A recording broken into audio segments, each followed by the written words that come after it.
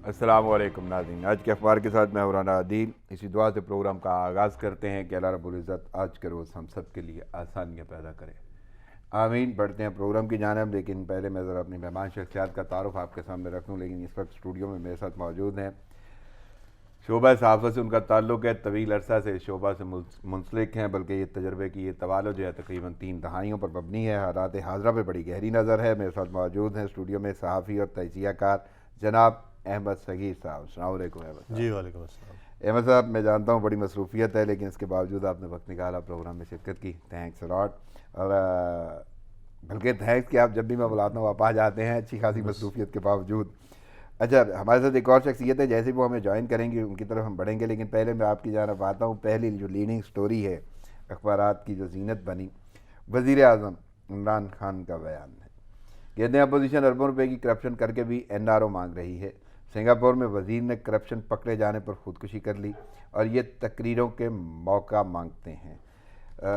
बात तो ठीक है जी, लेकिन आप कैसे देख रहे हैं वज़ीर आज़म जो बार बार ये कह देते हैं कि ये करप्ट टोला है, अपोजिशन सारी जो है वो करप्शन करती है, NRO मांग रही है, और स्पेशली ये जो मिसालें पूरी दुनिया की दी जाती हैं, आखिर वाकई क्यों नहीं अपोजिशन मानती?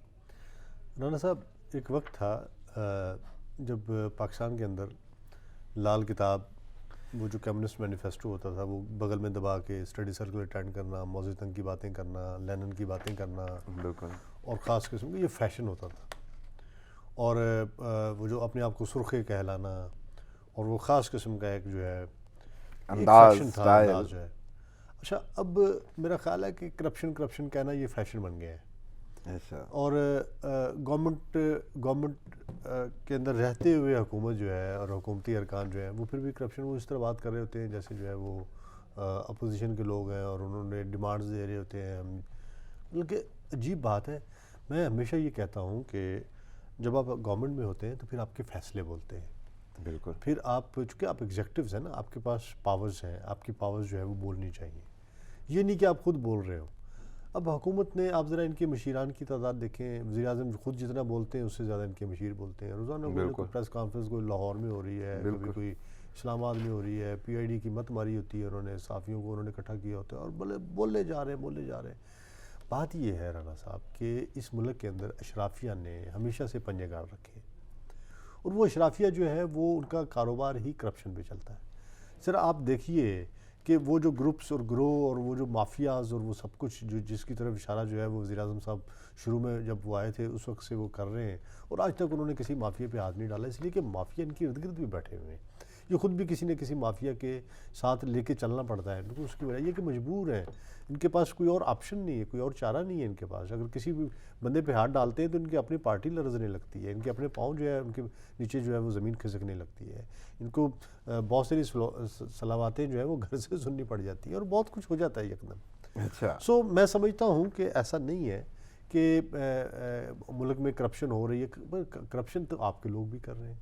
करप्शन जो है, आप ज़रा अपने चारपाई के नीचे ज़रा आप डंडा फेरें ना, आपको कितने लोग जो है वो वहाँ से निकलेंगे जिन्होंने जो अच्छा, मैं ज़रा अपनी दूसरी शख्सियत को इंट्रोड्यूस करा दूँ, उन्होंने हमें ज्वाइन किया है। नाज़रीन, मैं आपको बता चाहता हूँ कि दूसरी शख्सियत मेरे साथ मौजूद है ऑनलाइन वाशिंगटन से। उनका ताल्लुक़ भी शोबा सहाफ़त से है, बल्कि उनके हवाले से तो मैं कहूँगा बैनुल-अक़वामी नशरियाती इदारे के शोबा उर्दू के साबिक़ हेड भी रहे, और पाकिस्तान के निजी चैनल के साबिक़ एग्जीक्यूटिव डायरेक्टर न्यूज़ भी हैं वो, और हालात हाज़रा पे बड़ी गहरी नज़र है। मेरे साथ मौजूद हैं सीनियर तजियाकार जनाब फैज़ रहमान साहब। अस्सलाम वालेकुम फैज़ साहब। वालेकुम अस्सलाम राना साहब। फैज़ सर, गुफ्तगू जारी है क्योंकि मेरे पहले क्वेश्चन किया हुआ है। मेरे साथ मौजूद हैं अहमद सगीर साहब, और उनसे मैंने सवाल वज़ीर आज़म के बयान का ही रखा है। वज़ीर आज़म ने बोला है कि अपोजिशन अरबों रुपए की करप्शन करके भी NRO मांग रही है। सिंगापुर में वज़ीर ने करप्शन पकड़े जाने पर ख़ुदकुशी कर ली और ये तकरीरों के मौके मांगते हैं। तो इसी हवाले से मैं आपकी जानब भी आऊँगा, लेकिन ज़रा मैं अहमद सगीर साहब से ये सिलसिला ज़रा कैरी फॉरवर्ड करते हैं। जी अहमद साहब। तो बात यह है कि वज़ीर आज़म साहब को ख़ुद अपनी तरफ भी एक तो देखना चाहिए, अपने लोगों की तरफ भी देखना चाहिए। एक तो ये बात है, और दूसरी बात जैसे ये कह रहे हैं कि NRO मैं नहीं दूंगा, मतलब है कि आप देखें जो हुकूमत होती है और हुकूमत के अंदर वज़ीर आज़म बैठा हुआ होता है और जो मुल्क का सरबराह होता है उसका दिल भी बड़ा होता है।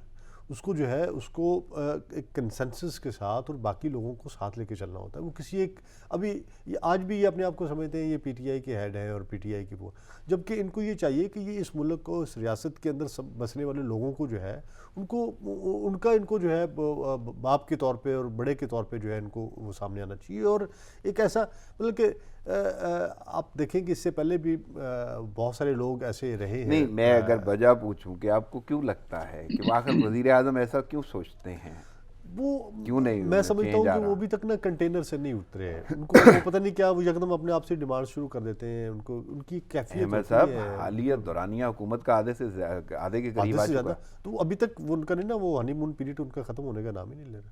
ان کا خیال ہے کہ یہ آج بھی جو ہے میں اسی وہ ڈی چوک میں موجود ہوں اور میرے سامنے جو ہے وہ مطلب کہ آپ دیکھیں کیبنٹ میٹنگ میں بیٹھ کے ڈیمانڈس کر رہے تھے. جی میں سم ٹائم مجھے حیرانگی بھی ہوتی ہے اور پریشان زیادہ ہو جاتا ہوں کہ وزیر اعظم کو یہ زیب نہیں دیتا کہ وہ اس طرح کی باتیں کریں کہ جی سنگاپور کے اس نے گولی مار لی, ان کو بھی گولی مار لینی چاہیے. ان ادر ورڈز یہی کہہ رہے ہیں نا کہ آپ کی جتنی پولیٹیکل لیڈرشپ ہے ساری وہ گولی مار کے بیٹھ جائے. بھئی اپوزیشن کا کام ہی یہی ہوتا ہے, انہوں نے شور مچانا ہوتا ہے. آپ بھی شور مچاتے رہے جب آپ تھے اپوزیشن میں. اتفاق کرتا ہوں کہ ٹھیک ہے, اگر ایسے کوئی مشابہت ہے یا آپ کو ایسا لگتا ہے کہ ہونا چاہیے, تو حکومتی جو اراکین ہیں وہ واقعی اتنے نیٹ اینڈ کلین ہیں کہ ان کے لیے اس مثال کا کوئی عمل دخل نہیں. رانا صاحب, اور آپ ذرا پہلے سنگاپور کی حالت کو تو دیکھ لیں نا کہ سنگاپور کے اندر جو ہے پر کیپٹا انکم کیا ہے, سنگاپور کے اندر جو ہے اویئرنیس کتنی ہے, سنگاپور کے اندر ایجوکیشن کتنی ہے, سنگاپور جو ہے آج کھڑا کہاں پہ ہے. کیا آپ اب 2.5 سال کے اندر آپ تو کہتے تھے کہ میں 90 دن میں کرپشن ختم کر دوں گا. چلیں میں ذرا فیض صاحب سے بھی پوچھ لوں. فیض صاحب, وزیر اعظم کا بیان ہے, انہوں نے واضح طور پہ بولا ہے کہ اپوزیشن جو ہے انہوں نے کرپشن کی ہے اور وہ این آر او مانگ رہے ہیں. سنگاپور کی وہ مثال دیتے ہیں کہ وہاں پہ کرپشن پر وزیر نے خودکشی کر لی, گولی مار لی. یہاں پہ تقریروں کے موقع مانگتے ہیں. تو آپ کو کیا لگتا ہے, آخر وزیر اعظم جو بار بار یہ کہہ دیتے ہیں اپوزیشن کو, حکومت کا اپنا دورانیہ اتنا گزر گیا اپنی پرفارمنس کے حوالے سے, دوسرا حکومتی اراکین کیا واقعی اتنے نیٹ اینڈ کلین ہے, اور ہاں اگر کرپشن ہوئی ہے اپوزیشن کی جانب سے تو واقعی ابھی تک کیا ہوا ہے, صرف باتوں کی حد تک ہے یا واقعی کچھ لیا بھی گیا جس کا لوٹی دولت کا ذکر ہوتا تھا؟ کیسے دیکھ رہے ہیں اس بیان کو؟ بہت بہت شکریہ رانا صاحب, اور آپ کے مہمان جناب احمد صغیر صاحب کو بھی میرا سلام. اچھا دیکھیے, بات یہ ہے رانا صاحب کہ جب ان کو اقتدار دیا گیا یا انہوں نے جب اقتدار سنبھالا عمران خان صاحب نے, تو 2-3 بڑی توقعات تھیں. ہم سب کو معلوم ہے کہ تحریک انصاف قومی اسمبلی میں اکثریتی پارٹی نہیں ہے, ان کے پاس سادہ اکثریت نہیں ہے, ایک مخلوط حکومت بنی ہوئی ہے. اچھا, پاکستان کا سب سے بڑا مسئلہ کیا ہے؟ ظاہر ہے کہ اس وقت معیشت, معاشی طور پر ملک میں جو بدحالی ہے تھی اس وقت اور اب اور بڑھ گئی ہے, اس کو سنبھالا جائے. اچھا, سیاسی طور پر یہ تھا کہ جو ان سے پہلے تحریک انصاف سے پہلے ملک میں جو 2 بڑی سیاسی پارٹیاں موجود تھیں, یعنی نواز لیگ اور پیپلز پارٹی, ان میں جو ہے جگہ بنا کر اپنی اسپیس بڑھائی جائے. خصوصاً وسطی پنجاب میں نون لیگ کا اگر کم سے کم صفائی نہیں کیا جا سکتا تو ان کے اثر کو منیمائز کیا جائے, ان کو ڈمنش کیا جائے, اور وہاں سندھ میں کراچی کی حد تک کم از کم اپنا جو اثر و نفوذ بڑھایا جائے. تو اب آپ یہ دیکھیے کہ یہ جو تمام جو اہداف دیے گئے تھے عمران خان صاحب کو, جس کی وجہ سے ان کی مدد کی گئی ان کو اقتدار میں لانے کے لیے, اور ان کو ایک ٹیم دی گئی, اور ان کو کھلی ایسی ٹیم دی گئی کہ ان کے جو بہت سے جو نیگیٹو پوائنٹس تھے, جو ان کی کمزوریاں تھیں, ان سے صرف نظر کیا گیا. مثال کے طور پر ابھی ہمارے دوست نے بات کی کرپشن کی خود ود ان دا پارٹی. اب آپ دیکھیے خود ان کے اپنے جو بڑے بڑے اسٹال وارڈس ہیں تحریک انصاف کے, ان میں نہ صرف یہ کرپشن کی بڑی بیماریاں ہیں بلکہ بہت سی کمزوریاں. مثال کے طور پر زلفی بخاری صاحب جو ہیں ابھی تک وہ ایک ڈول سٹیزن ہے, ان کو بالکل خاموشی سے اس کو مسئلے کو ابھی بھی جو ہے وہ دبا کے رکھا گیا ہے, صرف اس لیے کہ ان کو وزیر اعظم کو فیسیلیٹیٹ کیا جائے. ظاہر انہوں نے کہا ہوگا کہ مجھے اپنی ٹیم چاہیے, ٹھیک ہے, لیکن اب آپ یہ دیکھیے کہ ان تمام سہولتوں کے باوجود اتنی زبردست ان کو امپاورمنٹ, ان کو امپاور کیا گیا مختلف ذرائع سے, مختلف طرح سے, اس کے باوجود ان کی کارکردگی بہت ہی افسوسناک ہے. معیشت کا جو ہے جو گراف نیچے سے نیچے جاتا جا رہا فیض ہے. صاحب ایک بڑا آپ لا باریک اینڈ سا آرڈر کی آپ نکتہ ہے، فیض صاحب ایک باریک سا نکتہ ہے جو میں کنفرم کرنا چاہ رہا ہوں آپ سے. پہلی بات تو یہ کہ واقعی اپوزیشن نے اگر کرپشن کی ہے تو ان کا حساب تو بنتا ہے، احتساب تو بنتا ہے، وہ گورنمنٹ نے ہی کرنا ہے، لازم بات ہے ان کے پاس اختیارات ہیں. وہ کتنا ہوا، کیوں، یعنی ابھی تک مکمل نہیں دیکھیے ہو پا وہی رہا، بہت بڑی سامنے نہیں توقع تھی آیا. نا. دیکھیے سادہ الفاظ میں انہوں نے بہت سادہ انداز سے سادگی کے ساتھ، مثال کے طور پہ مراد سعید صاحب کی جو بڑی مشہور زمانہ تقریر ہے کہ $2 ارب ہم کو ملیں بالکل، گے، $200 ارب ملیں 200 گے، ارب $100 ہم IMF کے منہ پہ ماریں گے اور $100 سے ہم یہاں بالکل. پر جو ہے ترقی کے اور خوشحالی کے دریا بہا دیں گے، یہاں نہریں بہہ جائیں گی، سب کچھ ہو جائے گا. تو توقعات یہی تھیں اور توقعات کو بندھوانے میں ان کا اپنا بہت بڑا ہاتھ تھا کہ انہوں نے کہا کہ 22 سال سے میں وہ کر رہا ہوں. اسد عمر کو انہوں نے اکنامک جینیس قرار دیا تھا، لیکن وہ تمام چیزیں ناکام ہو گئی. اب ان کے پاس وزیر اعظم صاحب کے پاس سوائے اس کے اور کیا ہے؟ دیکھیں اب ان سے کوئی پوچھے کیا اس کا کیا ہوا تو وہ کہتے ہیں پچھلی حکومت، اس کا کیا چلیں ہوا اس میں لیے آپ کرپشن کی ہے. اس بات سے بھی اتفاق کر لیتا ہوں، لیکن جب آپ بیان دے رہے ہوتے ہیں، یعنی تقریروں کی بات کرتے ہیں کہ یہ تقریروں کا موقع مانگتے ہیں، کرپشن ان کی پکڑی گئی ہے، تو حکومتی اراکین میں اگر کچھ ایسے اراکین ہیں تو یہ جملے تو انہیں بھی ہٹ کرتے ہیں، اور حکومت کی جانب سے تو تقریروں کا یا میڈیا ٹاک کانفرنس یہ اچھا خاصا ایک نہیں تو تانتا اپنی ہوتا ہے. دیکھیں نا وزیر اعظم کی اپنی تقاریر، خود ان کے اپنے جو حلیف، ان کے اپنے حلیف جماعتیں ہیں موجود ہیں. آپ کو مشہور ان کا جملہ جو ان کے اپنے جو سب سے بڑے حلیف پنجاب میں اپنے پرویز الہی صاحب کے بارے میں جو انہوں نے باتیں کہی تھیں. بالکل پھر اعظم صاحب کے پاس سوائے اس کے اور کیا ہے؟ دیکھیں اب ان کے پاس وزیر اب ان سے کوئی پوچھے کہ پچھلی حکومت اس کا کیا چلیں ہوا، اس کا کیا ہوا تو وہ کہتے ہیں اتفاق کر لیتا ہوں، لیکن یہ میں آپ کرپشن کی ہے. اس بات سے بھی، لیکن جب آپ بیان دے رہے تقریروں کی بات کرتے ہوتے ہیں، یعنی ان سے وزیر اعظم سے اور ان کی پارٹی سے پوری طرح سے ہمدردی رکھتا ہوں. میں یہ چاہتا ہوں بحیثیت ایک پاکستانی کے کہ وہ کامیاب ہوں تاکہ ملک کے 22 کروڑ عوام اس مصیبت سے، اس جہنم سے نکلیں. ٹھیک ہے، لیکن اس کے صحیح. لیے ان کو کرنا یہ پڑے گا کہ اپنا فوکس ذرا تبدیل کریں. اگر وہ اور ان کے تمام وزراء اپنا سب سے بڑا دشمن صرف اور صرف اپوزیشن کو سمجھ کر پورا زور صبح شام کا زور اس پر لگا دیں گے، اور جو اصل معاملات زندگی ہیں، جو ملک کی جو حالت ہے، خصوصاً معاشی جو مسائل ہیں، اور آپ دیکھیں بالکل جو بالکل. انٹرنیشنل جو آپ کے فارن پالیسی کے ایشوز ہیں، نئی حکومت یہاں پر آئی ہے امریکہ میں، ریجن میں آپ کی بے پناہ بڑی بڑی تبدیلیاں آ رہی ہیں، آپ کا ان پر فوکس نہیں ہے. ایون آپ کے جو وزیر خارجہ ہیں وہ بھی اسمبلی میں بیٹھ کر ان کی یعنی تقریریں وہ جو ہیں آپ کو وہ پھاڑ فوکس پھاڑ سے کرنا بھرپور ہوگا ان مسائل تقاریر وہ پر. بھی اپنی لوکل مسائل پر کر رہے ہیں. تو میں ایک بہت درد مندانہ ان سے اپیل کرتا ہوں کہ ٹھیک ہے، دیکھیے ہو گیا، بہت کچھ ہو گیا، سب کچھ ہو گیا، لیکن اب وقت ہے کہ آپ پورا فوکس چھوڑ دیں. صحیح. اپوزیشن نے اپنے پاؤں پہ کلہاڑیاں مار کر اپنا بندوبست کر لیا ہے. وہ کوئی بڑا خطرہ نہیں ہے. مولانا فضل الرحمان آپ کے لیے خطرہ نہیں ہے، مریم نواز آپ کے لیے خطرہ نہیں ہے، بلاول آئندہ 5 سال 6 سال کے لیے آپ کے لیے کوئی خطرہ نہیں ہے. آپ ان کو بھول کے اپنے تو کام آپ پر کس کو توجہ خطرہ دیں. کہیں گے یہ فیض خود ہی صاحب؟ خطرہ ہے نا اپنے لیے. بالکل اپنے پاؤں پہ کلہاڑیاں مار رہے ہیں. چلیں اور میں خود اپنا مزید آگے بڑھتا ہوں. چلیں یہ تو بات واقعی ایسی ہے کہ وزیر اعظم نے بیان دیا ہے، ٹھیک ہے، اور باقی بات کہ گورننس اور عام آدمی کے بارے میں سوچنا ہوگا، فوکس کرنا ہوگا، آپ کو کارکردگی کے حوالے سے سامنے آنا ہوگا. لیکن میں تھوڑا سا مزید آگے بڑھتا ہوں. مسئلہ ایک ہے، پہلے میں احمد صاحب سے بات کرتا ہوں، وہ جی ہے سینٹ کے انتخابات. اب اس کے لیے جو صورتحال ہو رہی ہے، آرڈیننس آ گیا، مطلب بل گیا، اسمبلی میں لڑائی ہو گئی، ہنگامہ آرائی ہو گئی، وہ ساری دنیا نے دیکھا. اس کے بعد آرڈیننس جاری ہو گیا، اس کے علاوہ صدارتی ریفرنس پر سماعت بھی ہے. تو عدالت نے بھی آرڈیننس پر آرٹیکل 184(3) کے تحت نوٹس کی استدعا مسترد کر دی. حکومت کو آرڈیننس کے اجراء سے نہیں روکا جا سکتا، عدالت اپنا فیصلہ کرے گی. جسٹس اعجاز الحسن کے ریمارکس. تو کیسے دیکھ رہے ہیں احمد صاحب بل کا پیش ہونا، قانون ساز اسمبلی میں ہنگامہ آرائی کا، اب وہ بل بھی، یعنی جو صورتحال ہے بل بھی کہیں اور چلا گیا، آرڈیننس جاری ہو جاتا ہے، سماعت ہو رہی ہے ریفرنس کی، اور یہ ساری کی ساری صورتحال ہے سینٹ انتخابات کے لیے، ایوان بالا کے لیے. ایوان زیری میں بل پیش ہوا تھا، دونوں ایوان مقننہ ہیں، قانون سازی کے لیے ہیں، تو آرڈیننس جاری ہوتا ہے. اگر یہ ساری کی ساری صورتحال کو کیسے دیکھیں؟ رانا صاحب میں اس سے پہلے آپ کے 30 سیکنڈ لوں گا.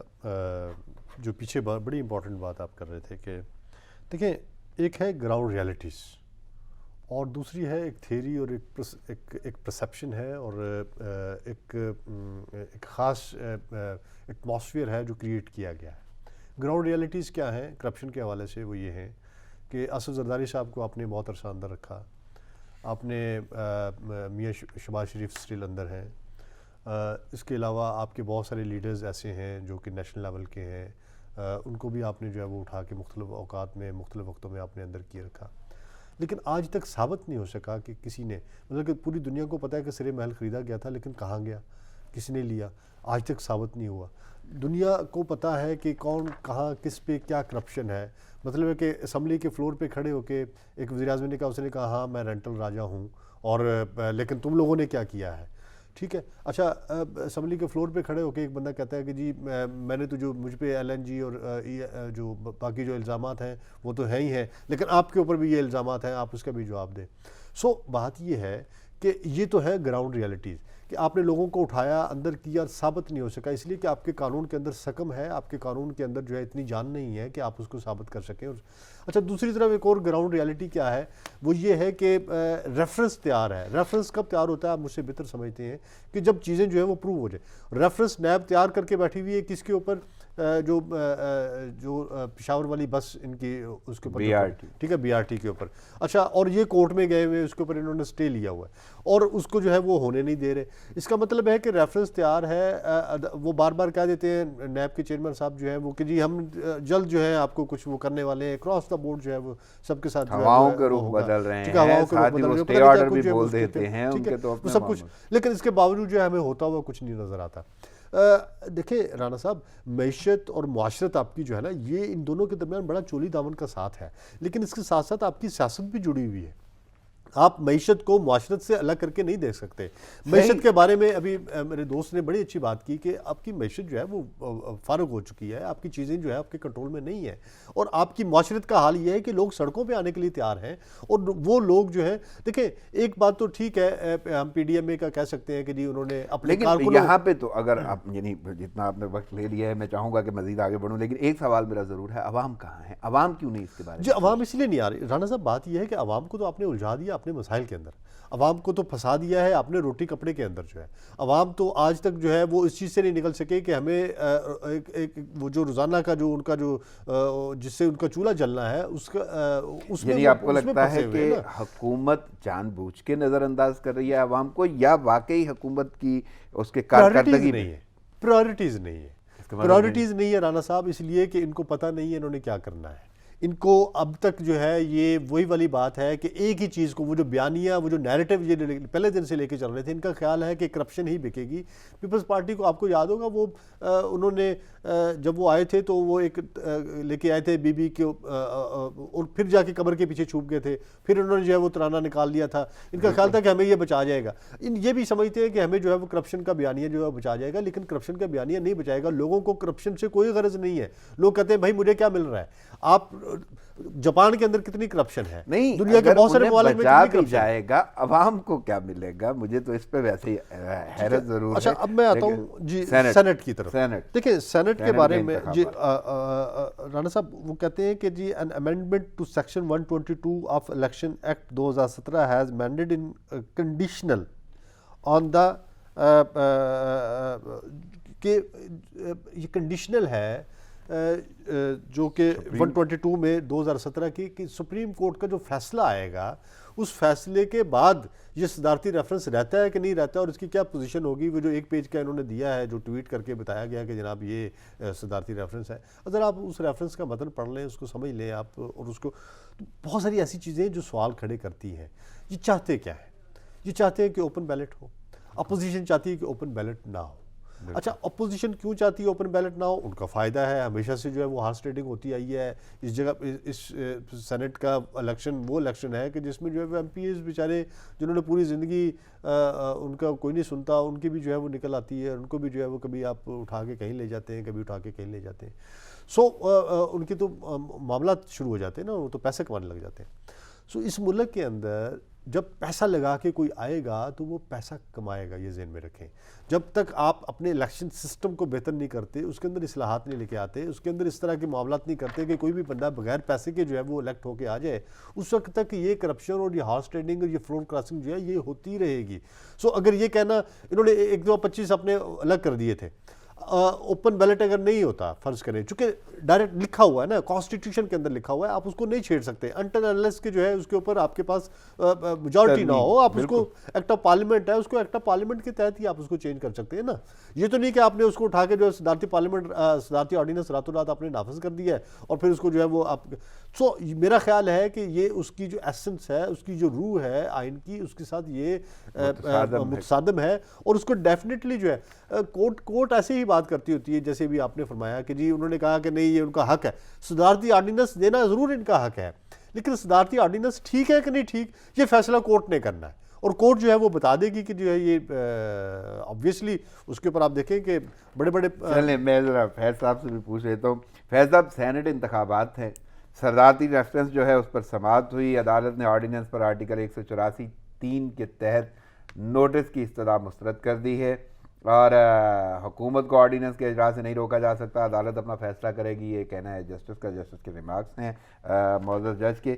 لیکن آپ کیسے دیکھ رہے ہیں ساری کی ساری صورتحال؟ سینٹ کے انتخابات ہیں اور بار بار کرپشن کا بھی ذکر کیا جاتا ہے، پیسوں کا ذکر کیا جاتا ہے، اور یہ وہی حکومت ہے جو کرپشن ختم کرنے آئی تھی تبدیلی کے حوالے سے. لیکن ابھی تک یہ صورتحال ہے کہ اب سینٹ کے انتخابات کے لیے بھی یہ آپ کو آرڈیننس لانا پڑ گیا، قانون سازی کرنے والے جو ہیں وہ آپس میں الجھ پڑے. یہ ساری کی ساری صورتحال کو کیسے دیکھ رہے ہیں؟ اگین دیکھیے وہی دو باتیں، تو مسڈ اپرچونیٹیز اور مس پلیس پرائرٹیز. یعنی آپ نے جو مواقع جو تھے وہ گنوا دیے ہیں، اور اس وقت جو ترجیحات آپ کی جو ہے ساری الٹی سیدھی سب الٹ پلٹ ہو گئی ہیں. آپ کا کیا مقصد صرف یہ ہے کہ اتنی پوری قوم کو، پوری پارلیمنٹ کو، پوری سیاست کو آپ نے صرف ایک اس آرڈیننس کے تحت گھمانا ہے، یا واقعی اپنا وقت کچھ لگانا ہے، بیٹھ کے کچھ اور کام کریں؟ اچھا، دوسری بات ان کی جو بہت اہم جو سامنے آئی خود ان کی اپنی حرکت کی وجہ سے، اگین مس پلیسڈ اپرچونیٹیز، وہ کیا کہ انہوں نے اپنی بوکھلاہٹ کا اظہار کر دیا. انہوں نے یہ کہہ دیا کہ اگر ہم یہ اوپن ہینڈ سے اس لیے کروانا چاہتے ہیں تاکہ معاملہ شفاف رہے، اور ان کو یقین نہیں ہے کہ ان کے تمام لوگ، ان کے تمام ساتھی ان کے ساتھ ہیں. اگر ان کو اپنے اوپر کم از کم یہ جو میسج جو گیا ہے وہ یہی گیا ہے. میں یہی جاننا چاہتا تھا کہ آپ صرف یہ ڈیفائن کر دیں کہ اوپن بیلٹنگ یا شو آف ہینڈز واقعی شفافیت کی بنا پہ ہے یا اپنے کسی خوف کے تابع کہ اپنے لوگ جو ہیں.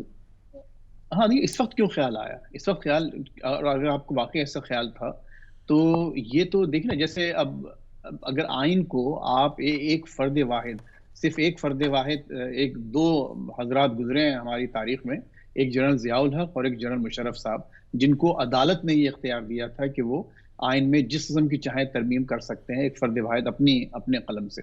اس کے علاوہ جب سے آئین بنا ہے آج تک کسی کو یہ اختیار نہیں ہے فرد واحد کو، صدر صاحب کو، کہ وہ آئین میں تبدیلی محض ایک آرڈیننس کو جاری کر کے کر سکیں.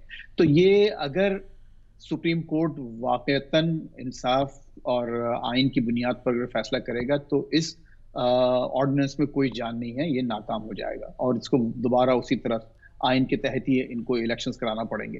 لیکن انہوں نے اپنی کمزوری کا اظہار کیا ہے.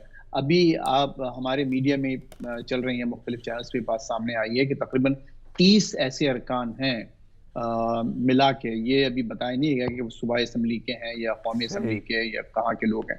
بہرحال کچھ 30 ایسے لوگ ہیں جو ان کے خلاف جا سکتے ہیں، حکومتی پارٹی کے اپنے لوگ جو ان کے خلاف جا سکتے ہیں. تو ظاہر ہے کہ یہ ایک بہت بڑا خطرہ ہے، اور یہ اس موقع پر حکومت نہیں چاہتی کہ کسی بھی قسم کا کوئی چانس لے، اور اسی کے لیے انہوں نے یہ ایک آرڈیننس جاری کیا. لیکن دیکھیں وہ بات وہی ہے کہ ایک تو آپ ایک غلط کرتے ہیں کام، اور پھر غلط اس غلطی کو نبھانے کے لیے ایک اور اس سے بڑی غلطی کرتے جاتے ہیں. اور ایک دیکھیے یہ جو ان کے بڑے بڑے لوگ ہیں، اسد عمر صاحب بیٹھے ہوئے ہیں، اور بہت جو اہم جنہوں نے تھوڑی سی اکنامکس پڑھی ہوئی ہے، لا آف ڈیمنشن ریٹرنز پڑھا ہوگا، کہ آپ ایک چیز کو بار بار بار بار آپ اس کی رٹ لگائیں گے تو وہ چیز وہ بات اپنی اثر کھو دیتی ہے. اور یہ جو بات کر رہے ہیں corruption corruption corruption corruption corruption, نتیجہ یہ ہوا جیسے ہمارے احمد صاحب نے بھی فرمایا کہ عام آدمی یہی کہہ رہا ہے یار ٹھیک ہے کرپشن ہے بھائی، اگر ہے تو کچھ کر کے دکھاؤ نا.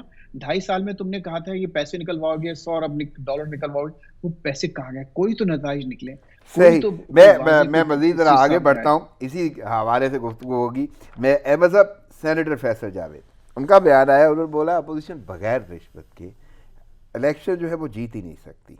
اچھا، نوٹوں کے بل پر سیاست کرنے والے کرپشن کیسز بند کرانا چاہتے ہیں، یہ فیصل جاوید کا بیان ہے جو حکومتی سینیٹر ہیں.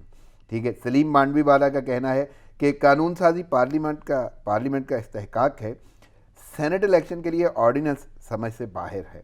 اچھا، مجھے یہ پوچھنا ہے واقعی کہ اگر حکومت کو یہ لگتا ہے کہ اپوزیشن بغیر کرپشن کے کچھ نہیں کر سکتی، تو کہیں نہ کہیں واقعی ایسا ہے کہ کیا حکومت بھی پارلیمنٹ نہیں چلا سکتی، انہیں آرڈیننس ہی لانا پڑے گا؟ تو کمزوری کس کی زیادہ آپ کو نظر آتی ہے؟ جہاں پہ مانڈوی والا یہ کہتے ہیں کہ قانون سازی پارلیمنٹ کا استحقاق، یعنی آپ کو پارلیمان لے کے تو چلنا چاہیے تھا نا. اس میں کس کو آپ کمزور دیکھ رہے ہیں؟ واقعی اگر پیسہ چلتا ہے یا اپوزیشن پہ یہ قدغن آتا ہے تو وہ بھی غلط ہے آپ کا امیج، ٹھیک ہے. اور اگر آپ پارلیمان نہیں چلا سکتے، آرڈیننس پہ جانا پڑ رہا ہے، تو پھر شاید آپ کی حکومتی کارکردگی پہ بھی اثر پڑتا ہے یا اہلیت پہ. تو کیسے دیکھ رہے ہیں ان بیانات کو؟ رانا صاحب، یہ بیانات تو محض بیان بازی ہے. مانڈوی والا کی بات بہت حد تک درست ہے کہ آرڈیننس لے کے آنا وہ بھی ایک ایسی بات کے اوپر جو کہ ایکٹ ہے آپ کے، اس کے اندر کانسٹیٹیوشن کے اندر لکھا ہوا ہے اور صاف لکھا ہوا ہے، اس کے اوپر آپ آرڈیننس لے آتے ہیں. بلکہ انہوں نے تو بولا ترامیم ناگزیر تھیں تو 2 سال سے بھی تو لائی جا سکتی آپ لے کے آ سکتے تھے، آپ اس پہ بحث کرواتے، آپ ان کو اپوزیشن کو جو ہے اس میں لے کے آتے. دیکھیں نا، یہ وہ ساری پارٹیاں ہیں جو اقتدار میں ہوتی ہیں اور الٹیمیٹلی ان کو فائدہ ہے، اقتدار والی پارٹی کو، جو بھی اقتدار میں بیٹھی ہوئی اس کو فائدہ ہے. اپوزیشن نے تو خریدنا ہی ہے لوگوں کو. آپ کو یاد ہوگا جب پی ٹی آئی جو ہے اپوزیشن میں تھی تو ایک صاحب جو ہے لاہور سے، میں اب ان کا نام نہیں لوں گا، وہ بن گئے. اب سب پریشان ہو گئے کہ یار یہ کیسے سینیٹر بن گئے. وہ بعد میں پتہ چلا کہ جی وہ ان کے ملام لوگ کے انہوں نے اندر سے گیم شیم کر کے انہوں نے کوئی پیسے پوسے دے کے انہوں نے جو ہے وہ سینیٹر اپنا وہ بنا لیا، انہوں نے خود بن گئے. سو ایسی صورتحال میں گورنمنٹ، جیسے انہوں نے ابھی کہا فیض صاحب نے، کہ یہ خود ایکسپوز ہو گئے. انہوں نے اپنے آپ کو یہ جو بہت زیادہ جلد بازی کا مظاہرہ کیا ہے نا، اس سے پتہ چل رہا ہے کہ ان کی اپنی صفوں میں اتحاد نہیں ہے. ان کو اندازہ ہو گیا ہے کہ ہمارے اندر ایسی کالی بھیڑیں موجود ہیں جو کہ بک سکتی ہیں اور وہ جنہوں نے بک جانا ہے. اس لیے نہیں، مجھے حیرت کی بات یہ ہے، بلکہ آپ سے بھی سوال اور فیض صاحب سے بھی میں یہ سوال تو پوچھوں گا کہ تحریک عدم اعتماد آئی چیئرمین سینٹ کے حوالے سے، تو اس وقت بھی تو یہ ہو گیا نا اور یہ جیت ہی گئے. تو آگے کیا ان کو ایسا نہیں لگ رہا کہ اس وقت جو کرشماتی ماحول تھے تو اس چیئرمین کو لے کے کون آیا تھا؟ وہ کیسے بنے تھے وہ بھی دیکھیے نا. ٹھیک ہے نا، اس کو لے کے کون آیا تھا نا؟ پیپلز پارٹی لے کے آئی تھی نا. بالکل. اور انہوں نے کس طرح سے گیم کی تھی اور کیا معاملات انہوں نے کیے تھے وہ کر لیا تھا. سو یہ نہیں ہم کہہ سکتے. نہیں تو آپ میری بات سنیں نا، تو ابھی بھی آپ کو یہ نہیں لگتا کہ حکومت کوئی نہ کوئی ایسی راہ نکال کے اپنی اسمبلی میں یا وہاں پہ ایوان میں بیٹھ کے کوئی ماحول کو بہتر کر لے؟ رانا صاحب، نہیں، کچھ بھی نہیں ہو سکتا. اس لیے کہ اگر انہوں نے سیکرٹ بیلٹنگ ہوئی تو سیکرٹ بیلٹنگ کے اندر ایسے چہرے سامنے آ جائیں گے کہ آپ کو سمجھ بھی نہیں آنے کہ کیا ہو گیا. اس لیے کہ ان کے اپنے بندے بک جائیں گے. ان کے اندر بہت سارے ایسے لوگ، مطلب کیا وجہ تھی کہ ان کو عین وقت پہ، آپ کو یاد ہے نا کچھ دن پہلے جو ہے انہوں نے لوگوں کو بلا کے انہوں نے کہا جی کہ میں آپ کو فنڈز دے رہا ہوں اور یہ کر رہا ہوں اور وہ کر رہا ہوں. اچھا، لوگوں نے کہا، ان پہ بڑا الزام لگا کہ جی آپ نے عین وقت پہ جب سینٹ کے الیکشن جو ہے آئے ہوئے اور آپ لوگوں کو جو ہے وہ ترقیاتی فنڈ دے رہے ہیں اور یہ. تو انہوں نے کہا نہیں وہ تو اس سال کے لیے نہیں، اگلے سال کے لیے ہیں اور وہ تو جولائی کے بعد ہوں گے اور یہ وہ. لیکن اناؤنس کرنے کی ابھی کیا ضرورت تھی؟ آپ کو لوگوں کو بلا کے پارلیمنٹری پارٹی کا اجلاس بلا کے اور آپ کو کہنے کی کیا ضرورت تھی کہ بھائی قائم رہو، پیسہ آ رہا ہے، دوں گا، یہ کروں گا، وہ کروں گا. آپ تو وہ تھے جو یہ کہا کرتے تھے کہ نہیں، ایل پی اے کا کام، ایم این اے کا کام جو ہے وہ آئین سازی کرنا ہے. ان کا کام ہی نہیں ہے کہ ترقیاتی فنڈ جو ہے وہ ان کو دیا جائے، یہ تو لوکل گورنمنٹس کا کام ہے. تو اس طرح کے شوشے چھوڑنا، اس کا مطلب ہے کہ اندر کہیں یہ ایک چیز موجود ہے کہ ان کو پتہ ہے. اس کی جانب جانا چاہتا ہوں، میں فیض صاحب سے ذرا مخاطب ہوتا ہوں. فیض صاحب، D G I S P R, ان کا بیان سامنے آیا، کہتے ہیں فوج غیر سیاسی ادارہ، سیاست میں نہ گھسیٹا جائے، کسی جماعت سے کوئی بیک ڈور رابطہ نہیں، کیا سرائیوں اور عزام تراشیوں کا سلسلہ بند ہونا چاہیے. اور اس سے کلی طور پہ اتفاق کیا ہے بلاول بھٹو نے، اور ساتھ میں وہ کہتے ہیں کہ سینٹ ترمیمی آرڈیننس کو عدالت میں چیلنج کریں گے. تو کیسے دیکھ رہے ہیں ایک تو D G I S P R کا بیان اور دوسرا بلاول صاحب کی حامی؟ میرا تو خیال ہے کہ شاید خاقان عباسی صاحب، شاہد خاقان عباسی صاحب نے بھی کی تائید کی ہے اس بیان کی, DGISPR کے بیان کی. صحیح. تو اس کے بعد اب یہ لوگ بھی ایک ہی پیج پر آ گئے ہیں. اچھی, that's a good thing. دیکھیے, مجھے تھوڑا سا یہ کہنا یہ ہے کہ DGISPR کو بار بار یہ بات کہنے کی ضرورت کیوں پڑتی ہے. اگر وہ نہ بھی کہیں یہ بات, تو ایک واضح بات ہے کہ ایک فوج ایک ادارہ ہے, سیاسی حکومت کے تحت ایک ادارہ ہے, اور ظاہر ہے کہ اس کا سیاست میں جو جس قسم کا بھی اگر کوئی رول سمجھا جاتا ہے تو نہیں ہونا چاہیے. اگر ہے تو نہیں ہونا چاہیے, اور اگر نہیں ہے تو پھر نہیں ہے. اس کی تردید یا تائید کرنے کی کسی کو ضرورت نہیں ہے. لیکن یہ کہ ان کی دوسری جو بات تھی, اسی بیان کا جو دوسرا حصہ ہے کہ اگر جیسے کہ مریم نواز صاحبہ نے جو الزام لگایا تھا کہ لوگ ابھی ان سے رابطے کرنا چاہ رہے ہیں اور اسٹیبلشمنٹ سے باتیں ہو رہی ہیں, تو دیکھیے میرا خود ان سے, اور آپ ہی کے پروگرام پہ میں نے کئی دفعہ کہا ہے کہ ہمارے سیاسی رہنما پتہ نہیں یہ کیوں سمجھتے ہیں, اور عوام کیسے اس پر خاموش ہو جاتے ہیں لوگ, کہ ٹھیک ہے وہ یہ سمجھتے ہیں کہ آپ کو نیڈ ٹو نو بیسس پر, یعنی جب جتنی آپ کو ضرورت ہوگی عوام کو ہم اتنی چیز بتائیں گے, اس سے زیادہ نہیں بتائیں گے. یہ ہمیں بار بار یہ لوگ میسج دیتے ہیں. کوئی شفافیت نہیں ہے. اگر ان کو مریم نواز صاحبہ کو, بلاول صاحب کو کچھ چیزیں معلوم ہیں تو وہ چاہیے کہ پوری شفافیت سے کام لیتے ہوئے عوام کے سامنے بات رکھیں, کون کہہ رہا ہے ان سے بات کر رہا ہے. آن دی کانٹریری, اس کے برخلاف ہوتا یہ ہے کہ دوسری طرف سے جو ملاقاتیں ہو رہی ہیں وہ تو پوری منظر عام پر آ گئی. زبیر صاحب نے جو ملاقات کی اس کی پوری تفصیلات جاری کر دی گئی, دکھا دیا ہے کہ زبیر صاحب نے جو اتنے گھنٹے وہاں ان سے ملے اور اتنے گھنٹے ناشتہ کیا اور اتنے گھنٹے یہ باتیں کی تھیں اور فلاں فلاں موضوعات زیر بحث آئے. تو اگر جب دوسرے فریق کی طرف سے یہ تمام باتیں بتائی جا سکتی ہیں تو پھر آپ کیوں نہیں بتاتے؟ کہیں بتائیں کہ ٹھیک ہے کون آپ سے بات کرنا چاہ رہا ہے. بالکل, ورنہ تو یہ الزام تراشی ہے نا, آپ ایک ادارے کو کیوں بالکل کس موضوع پہ بات کرنا چاہتا ہے. پھر تو یہ عوام سے, دیکھیے عوام کی پیپلز پارٹی کا کتنا بڑا مشہور نعرہ ہے, طاقت کا سرچشمہ عوام ہے. بھٹو صاحب کا دیا ہوا نعرہ, جے رحیم ان کے جو جنہوں نے اس کا مینیفیسٹو لکھا تھا مشہور, ان کا نعرہ دیا ہوا ہے یہ کہ طاقت کا سر چشمہ عوام ہے. اگر تمام سیاستدان واقعتاً طاقت کا سر چشمہ عوام اور ان کے ووٹ کو سمجھتے ہیں تو ان کے ووٹ کی عزت خود بھی تو عزت دیتا. دیکھیے بات گھوم پھر کے وہی آ جاتی ہے. اگر آپ میرا ووٹ چاہتے ہیں کہ میں آپ کی فیصلہ کروں, آپ کے وزیر اعظم آپ کو بننا ہے کسی اور کو, تو پھر آپ مجھے بتائیں بھی تو ہو کیا رہا ہے دنیا میں. مجھے یہ بھی بتائیں کہ کون آپ سے رابطے کر رہا ہے. مجھ پر تھوڑا بہت تو آپ اعتماد کریں. ایوز صاحب آپ کیا کہیں گے جی DGISPR کے بیان کو اور بلاول بھٹو کے اتفاق؟ میں اس کو ایک اور کانٹیکسٹ میں دیکھتا ہوں. آپ دیکھیں کہ مطلب کہ کچھ ایسی چیزیں ہیں جس پہ تھوڑا سا مطلب کہ سمجھ نہیں آتی. جو مثلا کہ مولانا بہت بولتے تھے, اچانک ان کی زبان کی کاٹ کم ہو گئی. پیپلز پارٹی جو ہے وہ بہت زیادہ, آپ کو یاد ہے بڑھ کے بلاول جس طرح سے باہر نکل کے کھیل رہے تھے اور جس طرح سے چوکے چھکے مار رہا تھا, اچانک جو ہے اس نے کہا ایک دن کہ نہیں وہ تو ہم نے بڑے جلسے کر کے دیکھ لیے, کوئی فائدہ نہیں ہوا, اب ہم پارلیمنٹ کے اندر, اور پھر ایک دم جمہوریت یاد آ گئی ان کو. اچھا, پھر اس کے بعد آپ دیکھیے کہ شہباز شریف صاحب بھی جو ہے وہ پہلے سے ان کے بارے میں ہے کہ وہ آلریڈی کہیں نہ کہیں رابطوں میں مفاہمت اور مصالحت رہتی ہے. اچھا دیکھیں, اگر پرائم منسٹر آف پاکستان جناب عمران خان صاحب جو ہے وہ آرمی چیف سے ملتے ہیں, DGISI سے ملتے ہیں اور پھر اس کی تصویریں ریلیز کرتے ہیں, تو پھر اگر اپوزیشن والے ان سے مل لیا ہے تو میرا نہیں خیال کہ کوئی مذائقہ ہے, چونکہ وہ اس ملک کی اپوزیشن بھی اس ملک کی ہے, افواج بھی اس ملک کی ہیں, ایجنسیاں بھی اس ملک کی ہیں, تو ملک کے لوگ تو آپس میں مل سکتے ہیں نا بھائی, کسی اور ملک کے بندوں سے تو نہیں ملے نا. بالکل, میں نہیں سمجھتا کہ اس کے اوپر ان کو بھی کہنے کی ضرورت ہے کہ ہم نہیں ملے یا ادھر سے بھی. دیکھیں آبویسلی جو طاقت ہوتی ہے, طاقت کی طرف ہی لوگ سرکتے ہیں, مطلب کہ جو بڑا مقناطیس ہوگا اسی کی طرف چھوٹی چھوٹی وہ آئیں گی نا. لا محالہ اس ملک کے اندر سیاستدانوں کو ایک دوسرے کے اوپر ٹرسٹ نہیں ہے. سیاستدان کیا کرتے ہیں, وہ جب بھی مسئلہ ہوتا ہے, جب ان کے آپس میں اختلافات گہرے ہوتے ہیں, تو یہ کسی ایسے بڑے کی طرف جاتے ہیں جو کم از کم کھڑا ہونے والا ہو, اپنی بات کے اوپر کھڑا ہونے والا ہو, اور پھر ان کو جو ہے جو ان سے بات منوا بھی دے. سو میرا خیال ہے کہ اگر کوئی رابطہ ایسا ہے بھی یا نہیں ہے تو اس کو کہنے کی ضرورت نہیں ہے. میرا تو سوال یہ ہے کہ جب بلاول بھی کہہ چکے, اب فیض صاحب نے بھی بول دیا کہ شاید خاقان عباسی کا بھی یہی انداز اور انہوں نے بھی اسی طرح کا موقف اپنایا ہے. تو میرا سوال صرف اتنا ہے کہ اب دوبارہ فوج کو آ کے کچھ مزید کہنے کی ضرورت تو نہیں پیش میرا نہیں خیال کہ کچھ کہنے کی ضرورت ہے، اور یہ بھی نہیں کہنا چاہیے تھا ان کو. یعنی اگر ضرورت پیش آ جاتی ہے یا کوئی ایسا بیان آ جاتا ہے تو وہ کہیں نہ کہیں سیاستدانوں کی گفتگو کی وجہ سے ہی آئے گا.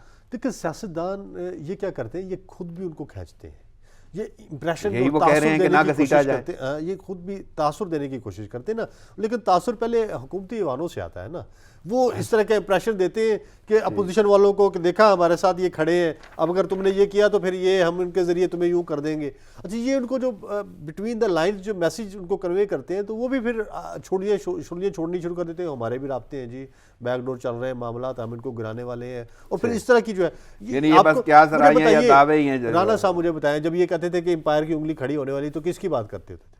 بالکل خان صاحب یہی کہتے تھے نا، یہی تاثر دینے کی کوشش کرتے تھے نا کہ میرے پیچھے وہ کہتے ہیں وہ ایک ٹھیک ہے نا کہ امپائر میرے ساتھ ہے. سو ایگزیکٹلی لہٰذا یہ سیاستدان ایسی ہی باتیں، ان کی ایسے ہی معاملات چلتے ہیں چونکہ انہوں نے دوسروں کے اوپر روب امپریشن اور ان کو کسی طرح سے جو ہے وہ نیچے رکھنا ہوتا ہے اور ان کو نیچے دکھانا ہوتا ہے اور یہ بتانا ہوتا ہے کہ دیکھیں ہم اگلے 5 سال بھی کیا اس سے بھی اگلے 5 سال ہم موجود ہیں. وہ کہتے ہیں نہیں اب تو آپ کو 2 سال کے اندر اندر نکال رہے ہیں اس لیے کہ ہمارے بھی رابطے ہو رہے ہیں. سو یہ سارا احمد صاحب کیونکہ وقت میرے پاس محدود ہے لیکن میں گفتگو کرنا چاہوں گا. کوپ امام محمد علی ستپارہ کے حوالے سے ان کی تلاش جاری ہے اور مشن وہ جاری ہے، لیکن 3 روز گزر چکے، کوئی سراغ نہیں مل سکا. اور کوپ اما ٹیم کے لیے خیریت کی دعائیں بھی ہیں، DGI-SPR نے بھی کی ہیں، قوم بھی پوری کر رہی ہے.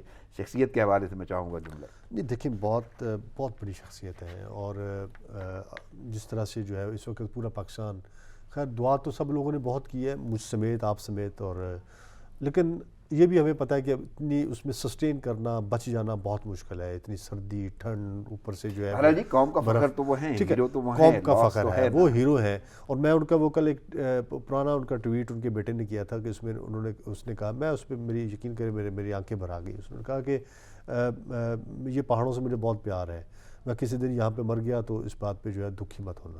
سو انہوں نے میرا خیال ہے کہ وہ جو ان کی محبت تھی وہ ثابت کر دیا ہے کہ میں انہی پہاڑوں کے ساتھ میں رہا ہوں، اسی پہاڑوں میں. فیض صاحب میں آخری جملے چاہوں گا آپ سے بھی کوپ اما محمد علی ستپارہ کے حوالے سے. بس اللہ تعالیٰ دیکھیے ابھی تک ایک مہم سی امید ہے، ابھی بھی لوگوں نے امید نہیں چھوڑی، تو ہم بھی ابھی بھی یہ دعا کرتے ہیں اللہ تعالیٰ بھی جب تک کہ وہ کنفرم نہیں ہو جاتا کوئی ورسٹ ہمارا سینیریو پاسبل سینیریو، تو اس وقت تک ہم سب کی دعائیں ان کے ساتھ ہیں. اللہ تعالیٰ ان کو بخیر و عافیت واپس لے آئے اور جو بھی ہو ان کے حق میں بہتر ہو اس وقت وہ کرے. اور لیکن ریگارڈلیس وہ ہمارے ہیرو رہیں گے، ہماری قوم کے ہیرو رہیں گے. اور بالکل ظاہر ہے کہ ہم سب کو ان پر فخر ہے، ان کے کارناموں پر فخر ہے، ہمیں ان پر فخر ہے. صحیح. فیض صاحب وقت کی قلت کے باعث مجھے اجازت لینا ہوگی. آپ کی شرکت وقت اور تجزیے کا شکریہ. احمد صغیر صاحب آپ کی آمد کا شکریہ. ناظرین پروگرام کا وقت ختم ہوا چاہتا ہے، مجھے اجازت دیجیے. دعاؤں میں یاد رکھیے گا. اللہ نگہبان.